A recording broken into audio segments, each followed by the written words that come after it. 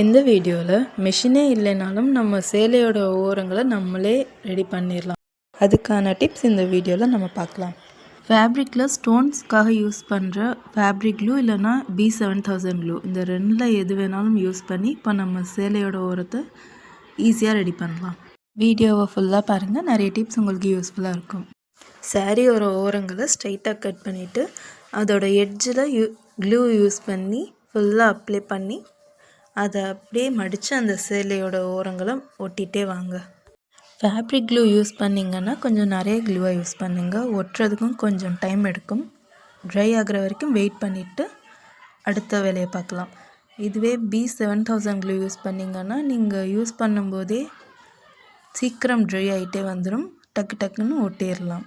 எமர்ஜென்சியான டைமில் இந்த மாதிரி டிப்ஸ் எல்லாம் உங்களுக்கு ரொம்ப யூஸ்ஃபுல்லாக இருக்கும். பக்கத்தில் டெய்லர்ஸ் இல்லைன்னாலும் இந்த மாதிரி டிப்ஸ் யூஸ் பண்ணி நீங்களே சின்ன சின்ன வேலைகள்லாம் முடிச்சுக்கலாம். ஒன் சைட் சாரியை மடித்து ஒட்டினதுக்கப்புறம் இப்போ ஒட்டி வச்சுருக்க அதே சைடில் எட்ஜில் மறுபடியும் க்ளூ யூஸ் பண்ணி அதை இன்னொரு ஃபோல்ட் பண்ணி ஒட்டிடுங்க. ஒரு சிலர் ரொம்ப எமர்ஜென்சின்னு சாரியோட ஓரங்களை ஹீட்டில் காட்டுவாங்க. புது சேலையோ புது ட்ரெஸ்ஸோ ஹீட்டில் காட்டக்கூடாது. அதுக்கு பதிலாக இந்த மாதிரி டிப்ஸ் ஃபாலோ பண்ணால் ஈஸியாக அந்த வேலையை பண்ணி முடிச்சிடலாம். இல்லை க்ளூ அப்ளை பண்ணி ரெண்டாவது ஃபோல்டிங்கும் முடிச்சதுக்கப்புறம் ட்ரை ஆகிற வரைக்கும் வெயிட் பண்ணுங்கள். அதுக்கப்புறம் சாரியை வேர் பண்ணிக்கலாம். க்ளூ யூஸ் பண்ணும்போது எந்த டேமேஜும் வராது, ஃபினிஷிங்கும் நீட்டாக இருக்கும், ஒட்டின துணியும் பிரிஞ்சு வராது. அயன் பண்ணும்போது ஓவர் ஹீட் அந்த இடத்துல படாமல் பார்த்துக்கோங்க. சாரி ஓரம் எப்படி ஸ்ட்ரைட்டாக கட் பண்ணுறதுன்னு பார்க்கலாம். எப்போவுமே பிரிண்ட் இருக்குதுன்னு அந்த பிரிண்ட் ஃபாலோ பண்ணி வெட்டினா கண்டிப்பாக க்ராஸாக தான் போகும். ஸோ ஸ்டார்டிங்கில் கொஞ்சம் துணி மட்டும் கட் பண்ணி அங்கேருந்து ஒரு நூல் பிடிச்சி ஸ்ட்ரைட்டாக இழுத்துட்டே வாங்க. அந்த நூல் எவ்வளோ தூரம் ஸ்ட்ரைட் போகுதுன்னு அந்த நூல் போகிற லைன்லேயே உங்களுக்கு தெரிஞ்சிடும். கரெக்டாக இழுத்து நீங்கள் கட் பண்ணிகிட்டே வாங்க. அந்த லைன்லேயே நடுவுலையே லைன் முடிஞ்சாலும் லாஸ்ட்டாக முடிக்கிற இடத்துல கட் பண்ணி நிறுத்தும்போது அங்கேருந்து இன்னொரு நூல் அதே மாதிரியே பிடிச்சி ஸ்ட்ரைட்டாக இழுத்துட்டே வாங்க. அகெயின் ஒரு லைன் அதே சுருக்கத்துலேயே வரும், அதை ஸ்ட்ரைட்டாக கட் பண்ணி முடிங்க. கட் பண்ணி முடிச்சதுக்கப்புறம் பிரிண்ட் க்ராஸாக தெரிஞ்சாலும் நீங்கள் சேலை கட்டும்போது மடிப்பு எடுக்க ஸ்ட்ரைட்டாக இருந்தால் தான் நீட்டாக வரும். இப்போது சாரியோட ஓரங்களை ஹெம்மிங்கில் எப்படி ரெடி பண்ணுறதுன்னு பார்க்கலாம். ஃபர்ஸ்ட் தையல் வெளியே தெரியாமல் ஹெம்மிங் பண்ணுறது எப்படின்னு பார்க்கலாம். செகண்ட் நார்மலான ஹெம்மிங் குவாலிட்டியாக எப்படி பண்ணுறதுன்னு பார்க்கலாம். தேர்ட் வீடியோவில் ஈஸியான ஹெம்மிங் எப்படி பண்ணுறதுன்னு பார்க்கலாம். நார்மல் நீடிலில் மேட்சிங் த்ரெட் யூஸ் பண்ணி ஸ்டிச் பண்ணலாம். சேலை ஓரத்தை ரெண்டாக மடித்து எட்ஜில் முடிச்சு போட்டு ஆரம்பிக்கலாம். மடித்து வச்ச மடிப்புக்கு நடுவுலேயே ஊசி ஃபுல்லாக வர்ற மாதிரி வரும்.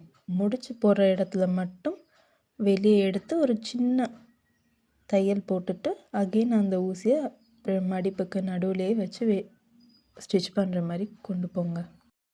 இந்த மாதிரி மெத்தடில் ஸ்டிச் பண்ணும்போது தையல் கொஞ்சம் கூட வெளியே தெரியாது. பின்னாடியும் சரி முன்னாடியும் சரி எந்த ஒரு ஆணிலையும் மாட்டி இழுக்காது.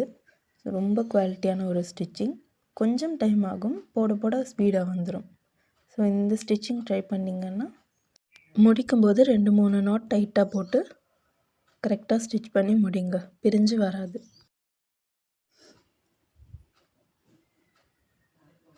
செகண்ட் ஸ்டிச்சிங் டிப்ஸ் அதே மாதிரி தான். ப்ளவுஸில் போடுற ஹெம்மிங் தையல் இப்போது செகண்ட் ஸ்டிச்சிங்கில் சாரி ஓரத்துக்கு போட போகிறோம். அதே மாதிரி 2 ஃபோல்ட் மடித்து வச்சு மேட்சிங் நூல் யூஸ் பண்ணி கீழேருந்து ஒரு ஸ்டிச்சஸ் ஊசியில் மேலே எடுத்துகிட்டு வந்து அந்த நூலை ஊசிக்கு ஆப்போசிட் சைடில் சுற்றி விட்டுட்டே வாங்க.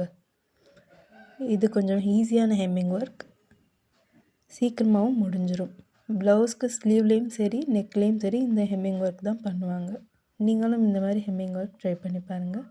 எது ஈஸியாக இருக்கோ அதை நீங்கள் ட்ரை பண்ணிக்கோங்க. மூணாவது ஹெம்மிங் டிப்ஸ் அதே மாதிரி தான். ரெண்டு டைம் ஃபோல்ட் பண்ணி என் நாட்லேருந்து நாட் போட்டு ஆரம்பிச்சுட்டே வாங்க.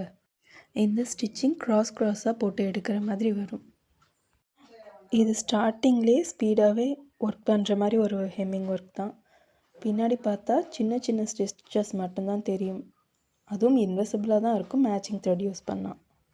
நீங்களும் இந்த மாதிரி டிப்ஸ் ஃபாலோ பண்ணி பாருங்கள். பிகினர்ஸ்க்கும் ரொம்ப யூஸ்ஃபுல்லாக இருக்க ஒரு டிப்ஸ், அவங்களுக்கும் ஷேர் பண்ணுங்கள். இந்த வீடியோ பிடிச்சிருந்தால் லைக் பண்ணுங்கள்.